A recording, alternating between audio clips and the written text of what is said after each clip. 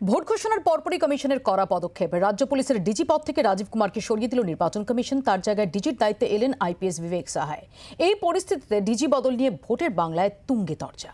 Election ঘোষণার পর প্রথমেই জাতীয় নির্বাচন কমিশনের তরফ থেকে যে পদক্ষেপ দেখা গেল, তাতে আমরা এইটুকুই বলতে পারি, সবকটি এই ধরনের সংস্থাকে দখল করে নিজের স্বার্থে ব্যবহার করার যে প্রক্রিয়া বিজেপি নিয়েছে তারই প্রতিফলন আমরা দেখতে পাই। রাজীব কুমারের যা ভূমিকা ছিল তাতে রাজীব কুমারকে তো সারণ্যটা অত্যন্ত ভালো সিদ্ধান্ত, আমরা স্বাগত জানাচ্ছি, এবং এটা হওয়ারই কথা ছিল। কিন্তু আমি না ব্রড স্পেকট্রামে একটা কথা বলছি মৌপিয়াদি, ওনার বদলে যাকে আনা হলো, প্রথম কথা হচ্ছে তার নামও রাজ্য সরকারেরই পাঠানোর। এখানে ইলেকশন কমিশনের কিছু করারও নেই। পশ্চিমবাংলার ডিজি হিসেবে তো ওনারা অন্য রাজ্য থেকে লোক আনতে পারবেন না, এখানকার যারা অফিসার তাদের মধ্যে থেকেই কাউকে করতে হবে। সুতরাং এবং যাকে করা হয়েছে তিনিও এটা জানেন যে এইবার ভোটটা শেষ হয়ে যাওয়ার পর থেকে অন্ততপক্ষে 2026 অবধি এই মমতা বন্দ্যোপাধ্যায়ের আন্ডারেই ওনাকে কাজ করতে। সুতরাং দেখো একটা ব্যাপার কি, যে অফিসারকে সরকারি কর্মচারী, তিনি পুলিশে থাকতে পারেন কি অন্য কোনো বিউরোক্রেসিতেও বিউরোক্রেটিক কোনো পোস্টে থাকতে পারেন, তাকে সরিয়ে দেওয়াটা তখনই বা তার বদলে অন্য একজনকে আনাটা তখনই তার কোনো মানে থাকে যখন কিনা অন্য যিনি আসছেন তার নিরপেক্ষতাটাকে এনশিওর করা যায়। কি হয়, আমি খুব বাস্তবভাবে একটা কথা বলছি, এটা নিশ্চয়ই আয়ুষিতাও এগ্রি করবে। ধরো এই যে একটা কথা যে ভাই ভোট শেষ হওয়া পর্যন্ত সেন্ট্রাল ফোর্স থাকবে, কি ভোট শেষ হওয়া পর্যন্ত ইলেকশন কমিশন থাকবে, ভোট কাউন্টিং হয়ে যাওয়ার পরে তোকে কে দেখবে, তখন কিন্তু আমরাই থাকবো। এই কথার যতক্ষণ না কোনো উত্তর আমাদের দেশের সংবিধান দিতে পারছে ততক্ষণ পর্যন্ত এই ধরনের রদবদলের একটা পর্যায়ের পরে কোনো মানে আছে বলে অন্ততপক্ষে আমার রাজনৈতিক জীবনের বা ভোটে লড়ার অভিজ্ঞতার থেকে আমার মনে হয়নি। দেখো কি হয় মৌপিয়াদি, যতদিন এই ভোটের প্রসিডিউরটা চলছে না, অনেক সরকারি আধিকারিকের বিরুদ্ধে পক্ষপাতমূলক আচরণের অভিযোগ ওঠে, অনেক প্রমাণ সহ সেগুলো ইলেকশন কমিশনকে জমা করা হয়।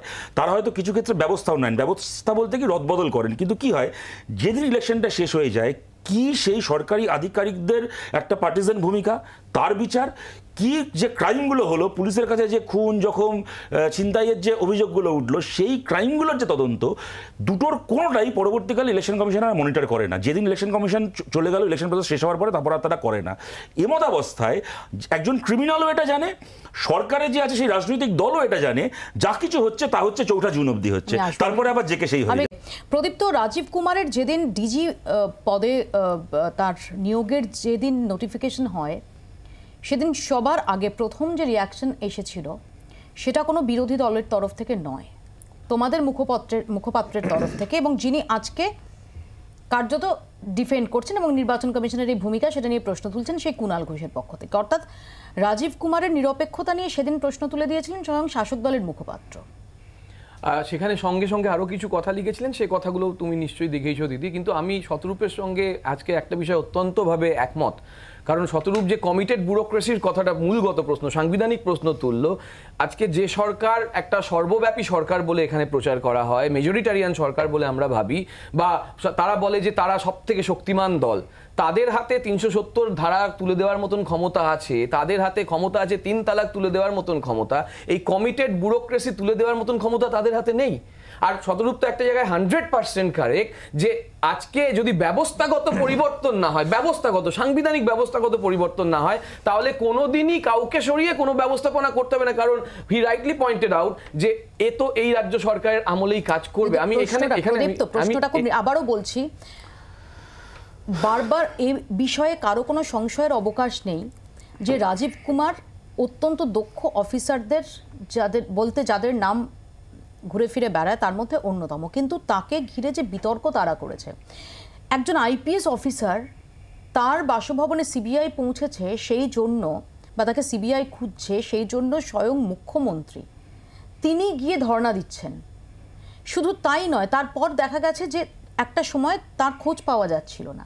তো এহেন রাজীব কুমার, এবং যখন সেই মুখ্যমন্ত্রী এখনো মুখ্যমন্ত্রী এবং সেই শাসক দল তারা এখনো শাসক দল এবং তারা এই নির্বাচনে অন্যতম স্টেক হোল্ডার, সেখানে দাঁড়িয়ে রাজীব কুমারকে বরং রাখলে সেটাই আশ্চর্য হওয়ার মতো ব্যাপার ছিল না। না, আমি অতি আশ্চর্য এসবের দিকে যাবই না। আমি খুব পরিষ্কারভাবে বলতে চাইছি যে আপনি এখানে আধিকারিকও রয়েছেন, এদের রিক্রুটমেন্টের পরে এদের দায়বদ্ধতার প্রশ্নে সংবিধানে কার হাতে ক্ষমতাও দেওয়া আছে। যখন 2011-এ যখন পট পরিবর্তন হচ্ছে, আমার তো তখন মনে হয় না যখন গৌতম বাবুকে চেঞ্জ করা হচ্ছে বা কিছু, তখন কমিউনিস্ট পার্টির কোনো নেতা তৎকালীন এসে এই সান্ধ্যকালীন বৈঠকে এসে একেবারে রেড়ে গেল রব, একেবারে কংগ্রেস এই করে দিচ্ছে ওই করে দিচ্ছে, সোনিয়া গান্ধীকে গালফাল দেওয়ার এরকম কিছু করেছিলেন বলে তো আমার মনে হচ্ছে না। এটা একটা ন্যাচারাল প্রসেস, নর্মাল প্রসেস। তো সেই দিন কুণাল ঘোষ কি বলেছিলেন তার প্রসঙ্গ উঠছে। কুণাল ঘোষই কদিন আগে বলেছেন যে শাসক দলের মুখপাত্র হিসেবে আমাদের কাজ হচ্ছে শাসকের ভুলগুলোকে মার্কেট করা। সুতরাং আমার মনে হয় না যে এরপরে উনি কবে কি বলছেন না বলছেন এর বাইরে আর কোনো ব্যাখ্যা যাওয়ার কোনো দরকার আছে। আমি একটা কথা বলি, প্রদীপ তোমার সাথে একমত হয়ে এত ভালো ভালো কথা বললে এটা আমার বলতে, এবার আমার খুব বিবেকের দংশন হচ্ছে, তবু বলছি কমিটেড জুডিশিয়ারি এই কমিটেড বিউরোক্রেসির প্রশ্নটা যেহেতু উঠলো, আমাদের রাজ্যের ওদের ইলেকশন কমিশন আছে, ইলেকশন কমিশনার রয়েছে।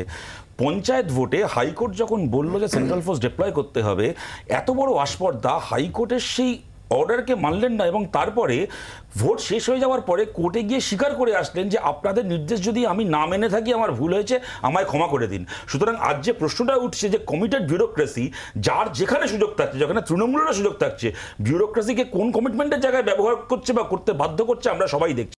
গার্ডেন ব্রিজে বহুতল বিপর্যয়ে এখনো পর্যন্ত মৃতদেহ, ধ্বংসস্তূপের তলায় আরও কয়েকজনের আটকে থাকার আশঙ্কা। মুখ্যমন্ত্রী মেয়র বেআইনি নির্মাণের কথা মেনে নিলেও পুরসভা এবং প্রমোটারদের আঁতাত নিয়ে সরব বিরোধীরা। প্রশ্ন উঠছে অনুমতি ছাড়াই কিভাবে ব্যাঙের ছাতার মতো গজিয়ে উঠছে একের পর এক বেআইনি বহুতল। কাউন্সিলরের ওপরে কেন দিচ্ছেন জোর? এটা আধিকারিকদের দরকার। কাউন্সিলর জানবে কি করে কোন বাড়িটা লিগ্যাল আর কোন বাড়িটা ইলিগ্যাল? আপনি জানবেন কি করে? আপনাকে আমি এখানে হাঁটাবো কোন বাড়িটা লিগ্যাল কোন বাড়িটা ইলিগ্যাল, আপনি জানবেন কি করে? এটা হচ্ছে নির্মাণাধীন। মেয়র জানেন না বাংলা ভাষা, নির্মাণাধীন। তাহলে এখন বাম আমল যে নির্মাণাধীন। মেয়র হিসেবে তৃণমূল যখন থেকে, ইনি না তার আগের মেয়র জলশোভন, তার আগে সুব্রত মুখার্জি, যখন থেকে তৃণমূল এখানে মেয়র এসছে, কলকাতায় বেআইনি কাজবারে স্বর্গরাজ্য হয়েছে। পুলিশ সূত্রে যে তথ্য উঠে আসছে সেটা ভয়ঙ্কর। 2022 সালের ডিসেম্বর থেকে নির্মাণ চলছিল। প্রমোটারের কাছে টপ ফ্লোরের ফ্ল্যাটের দাবি করেছিলেন জমির যিনি মালিক তিনি। জমি মালিকের দাবি মানার জন্য টপ ফ্লোরের কাজ আগে শুরু করা হয়।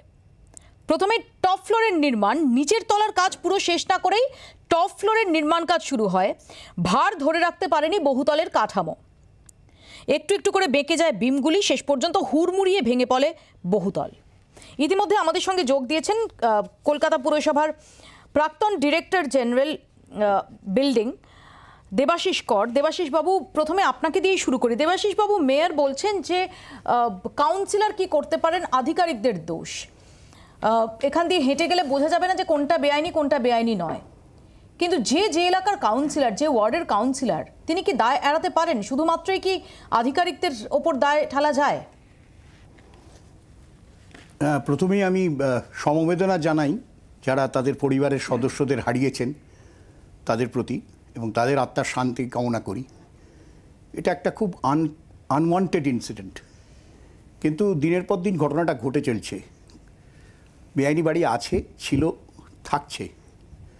ভবিষ্যতে কী হবে আমরা জানি না, কিন্তু এই দায় ঠেলাঠেলির ব্যাপারটা কি কতটা দিলে বড় কথা নয়। ব্যাপারটা হচ্ছে মানুষের সচেতনতা। এই যে ধরুন, যখন স্টিফেন কোর্ট পুড়ে গেছিলো, আমরা দেখেছিলাম যে বিল্ডিংটা কিভাবে মেনটেন্ড হতো না। তো এইভাবে কাকে আমরা সচেতন করব? অফিসার, পুর কর্তৃপক্ষ, কাউন্সিলর, কাউকে নয়। কাউকে বলবো যে আমি যদি একটা যৌতুকগৃহের মধ্যে থাকি, আমরা স্টিফেন কোর্টের সময় বলেছিলাম, যেমন আমি যদি একটা আনসেফ বিল্ডিংয়ে থাকি, কিন্তু আমাদের এখানে বাসস্থান সমস্যাটা একটা এত বড় সমস্যাটা আর্থসামাজিক অবস্থার জন্য, যে আমাদের এটাকে মানে এড়ানো চাপেনি। হয়তো মেয়র সাহেব যে কথাটা বলছেন সে কথাটা ঠিকই বলছেন, কাউন্সিলর জানতে পারুক কি পারুক না বড় কথা না। The fact of the matter is that it remains যে মানুষ এখনও এই বেআইনি বাড়িগুলোতে থাকতে বাধ্য হচ্ছে। তারা কিছুটা কম পয়সায় ওটা পাচ্ছে, বাড়ি রেজিস্ট্রেশন হচ্ছে না। তাহলে না আমি এর পরেও বলবো যে যদি কেউ কম পয়সায় বাড়ি চান, তার জন্য সেই সাপ্লাই লাইনটাও থাকবে। তাহলে পুরসভা কি করছে, প্রশাসন কি করছে? তাহলে তো পুরসভা প্রশাসনের থাকার কোনো দরকারই নেই। তাহলে এই রকম একটা আলংকারিক একটা ব্যবস্থা, এই যে তার পারমিশন পাওয়া, অনুমোদন, স্যাংশন, এই সেই, এগুলো তো দরকারই নেই। এটা আমরা কি যুক্তি শুনছি আপনার কাছে? না, যুক্তিটা হচ্ছে একটাই ব্যাপার, হচ্ছে যে একটা খুব চলমান একটা স্ট্যান্ডিং কমিটির একটা উদাহরণ দিচ্ছে। একজন বলেছিল আইন থাকলে বেআইনি হবে, কারণ আইন থাকলে বেআইনি হবে, নাহলে আর পুলিশ কি করবে। তো তেমনি দেবাশিস বাবু 10 জনের মৃত্যু হয়েছে, এনডিআরএফ এই মুহূর্তে জানিয়েছে যে এখনো দুজনের আটকে থাকার আশঙ্কা। আজকের মতো উদ্ধার কাজ সেখানে বন্ধ করা হয়েছে। ব্যাপারটা অনভিপ্রেত সব জায়গায়। যখন শিবালিক পড়ে গেছিল তখন 12 বছর অনভিপ্রেত নয়, এটা অপরাধ যেটা হয়েছে, ইটস আ ক্রাইম। দর্তহীন ভাষায় বলছি it's a crime, it's a crime. অনভিপ্রেত ইজ আন্ডারস্টেটমেন্ট। সেকশন 401 এতে পরিষ্কার আছে যে এই ধরনের কনস্ট্রাকশন যারা করছে তাদের ইমিডিয়েটলি অ্যারেস্ট করা যায়, পুরসভায় সেই প্রভিশন আছে। আমি আসবো, আমি একটুখানি শতরূপের কাছে আসি। শতরূপ, দেখো আজ থেকে 1.5 বছর আগে কি 1 বছর আগে যে বাড়িটা তৈরির কাজ শুরু হয়েছিল তার জন্য উনি দায়ী করছেন বামফ্রন্ট সরকারের আমলকে। আমার মনে হয় ওনারা এক কথায় বলে দিতে পারেন যে বামফ্রন্ট সরকারের আমলে তৃণমূল তৈরি হয়েছিল, তাই বাংলার সব সর্বনাশের জন্য বামফ্রন্ট দায়ী। এটা বলে দিন, ঝামেলা মিটে যাবে। শোনো মৌপিয়াদি একটা কথা বলি, তুমি যাদবপুরের ওখানে থাকো তো, গড়িয়ার ওখানে, তুমি কালকে ঠিক করো তোমার পাড়ায় হতে পারে কলকাতার যে কোনো জায়গায় একটা ফ্ল্যাট কিনবে। তুমি যদি ফ্ল্যাট কেনার কথা খোঁজখবর শুরু করো না, তোমায় আমি বলে দিচ্ছি প্রথম প্রশ্ন যা তুমি শুনবে তা হচ্ছে লিগাল নেবেন না ইললিগাল নেবেন। ধরো একটা লিগাল ফ্ল্যাট যেটা প্ল্যান স্যাংশন করে হয়েছে, যদি একটা 700 স্কোয়ার ফিটের ফ্ল্যাট তোমার 40 লাখ টাকা লাগে, ইললিগাল ফ্ল্যাট 12 লাখ টাকা 14 লাখ টাকা লাগবে। কিন্তু এবার আমার প্রশ্নটা হচ্ছে, এই যে ববি হাকিম বলছেন যে কাউন্সিলর কি করবে, পুরসভা কি করবে, আমার ওনার মুখে একটা অদ্ভুত কথা শুনলাম, যেখানে কাউন্সিলরের কিছু করে না, এটা অ্যাডমিনিস্ট্রেশনের ব্যাপার। অ্যাডমিনিস্ট্রেশনটা কি আমার দাদু চালায় কলকাতায়?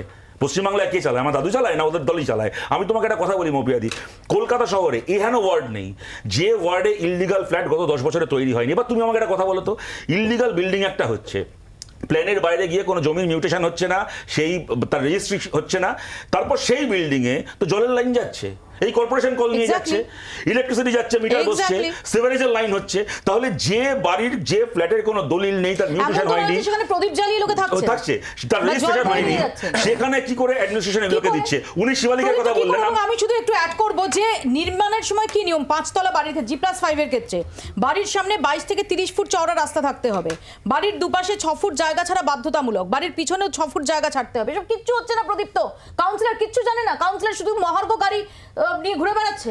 একজন কাউন্সিলর কত টাকা পান মাসে?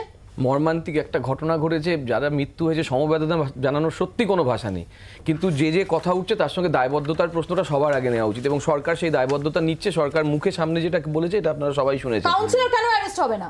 কাউন্সিলর কেন অ্যারেস্ট হবে না সেটা আইনগতভাবে যদি অ্যারেস্ট হওয়ার হয় নিশ্চয়ই হবে। আবারও বলছি, যদি ফিরহাদ হাকিম যেটা বলেছেন সেটা যদি গ্রহণযোগ্য না হয় তাহলে আইনগতভাবে যা ব্যবস্থা নেওয়া সেটা হবে। Point number 1। 2 নম্বর আমি বলে দিই তোমাকে, আমিও জানি না, আমি জানি, আমি তোমাকে বলি যে আমি যে ফ্ল্যাটে থাকি, আমিও কলকাতার কাছাকাছি বাগুইয়াটিতে একটা ফ্ল্যাটে থাকি, এবং সেই ফ্ল্যাটে আমি আইন তখন বুঝতাম না, আমি 2010 সালে ফ্ল্যাট কিনেছিলাম, সেটাও G+4, সেইখানে মাত্র 7 ফুটের না 8 ফুটের রাস্তা আছে। আমরা এখনো পর্যন্ত মিউটেশন নিয়ে ভুগছি। আমার বাগুইয়াটি চলে যাও, কিরকম ইললিগাল কনস্ট্রাকশন হয়ে বসে রয়েছে 2010 সাল, না আমি 2010 সাল অবধি, আমি বলছি 2010 সাল অবধি, আমি বলছি 2010 সাল অবধি। কিন্তু আমার বক্তব্য হচ্ছে যে আমাকে কি এখন ওই ঘর থেকে তাড়িয়ে দেবে তাহলে এই ব্যবস্থা করার জন্য? বলা হচ্ছে না, কিন্তু আমি তো একটা টাকা দিয়ে কিনেছি, ব্যাংক লোন নিয়ে কিনেছি, এক্স্যাক্টলি সেই প্রমোটারকে তো এখানে অ্যারেস্ট করার ব্যবস্থা করা হচ্ছে। জাস্ট আমি অনুরোধ করছি 20টা সেকেন্ড যাই। প্রথম কথা প্রদীপ তো শুনে রাখো, ফ্ল্যাট যদি ইললিগাল হয় ব্যাংক লোন স্যাংশন হয় না, সো তোমার স্যাংশন হয়েছে মানে ইললিগাল নয়। একবার শুনে নাও, তুমি বলতে দাওনি মাঝখানে কথা শুনে নাও। দ্বিতীয় কথা তোমায় বলি মৌপিয়াদি, ও আইনের কথা বলছে, কেন কাউন্সিলর হয় না, কাইন্ডলি শুনে নাও কথাটা। আমি অনুরোধ করছি, তুমিই আছো দায়িত্বে, আমি তোমার দায়িত্ব, আমি অনুরোধ করছি। ও যেটা বললো লিগালিটির প্রশ্ন, ববি হাকিম টক টু মেয়ার প্রোগ্রামে বলেনি কোন এলাকায় যদি দেখেন ইললিগাল কনস্ট্রাকশন হচ্ছে সেই থানার ওসির বিরুদ্ধে এফআইআর করুন, ওসি গ্রেফতার হবে। ববি হাকিম বলেনি? বলেছে ওসি গ্রেফতার। এক সেকেন্ড দেবাশিস বাবু, আমাকে একটা কথা বলুন। শতরূপ যে পয়েন্টটা বললো যে যদি বেআইনি নির্মাণই হয় এবং যারা কিনছেন তাদেরই দায় হয়, সেই সমস্ত আজ অব্দি এরকম বিল্ডিং কি আমরা দেখেছি যে বিল্ডিংয়ে জল যায়নি, আলো যায়নি, যার নিকাশি হয়নি? দেখুন, একটু প্র্যাকটিক্যাল ফিল্ড থেকে বলছি। প্রথম কথা হচ্ছে যে বহু কোর্টের রায়তে আমরা অতীতে দেখেছি, অ্যাটলিস্ট আমার চাকরি জীবনে দেখেছি, যে জল বা আলো এই কর্পোরেশন যে সার্ভিসটা দেয়, যেগুলো চুরি করা হয় জেনারেলি, মানে এখানে একটা চৌর্যবৃত্তিক কাজ করে, আমি কাউকে দায়ী করছি না, কিন্তু চৌর্যবৃত্তিক কাজ করে, এক্সিস্টিং জলের লাইন থাকে, সেই জলের লাইন থেকে ট্যাপ করে জল নেওয়া হয়। অ্যাজ ফার অ্যাজ দ্য আলো ইজ কনসার্ন, যেহেতু সিএসসি অথবা স্টেট ইলেকট্রিসিটি বোর্ড, আগে সিএসসি এখন মেনলি আছে, আগে কিছু সময় স্টেট ইলেকট্রিসিটি বোর্ডে হয়তো ছিল, এরা বলেছে যে বিদ্যুৎ আমরা আইনি বেআইনি দেখি না, যে কোনো জায়গায় বিদ্যুতের অ্যাপ্লাই করলে ওরা মিটার দিয়ে দেয়। কাজে জল, আলো, ড্রেন যাই বলুন না কেন, এগুলো কিন্তু এক্সিস্টিং স্ট্রাকচার থাকে।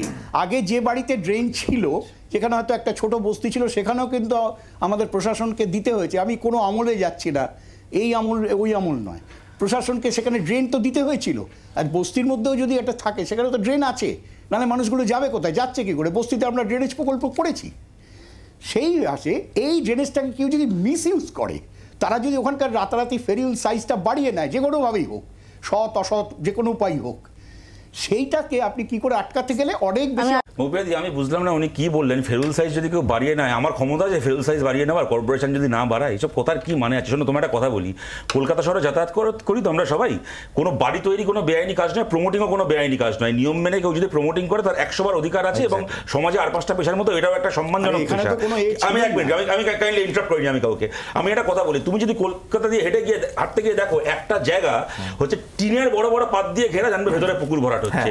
আর যদি দেখো একটা বাড়ি তৈরি হচ্ছে, বাড়ি কিন্তু লুকিয়ে তৈরি করার জিনিস নয়, বাড়ি কেউ এমনি তৈরি করতে পারে। কোথাও যদি দেখো 3 তলা 4 তলা বাড়ি তৈরি হচ্ছে, 4 তলা পর্যন্ত বাঁশ লাগিয়ে ত্রিপল লাগিয়ে সেটাকে চারদিক দিয়ে ঢাকা, জানবে তার একটা কি 2 ফ্লোর উপরে ইললিগাল। বাংলা কথা বলছি, এখানে যে কোনো বাচ্চা ছেলে জানে বাংলা হবে।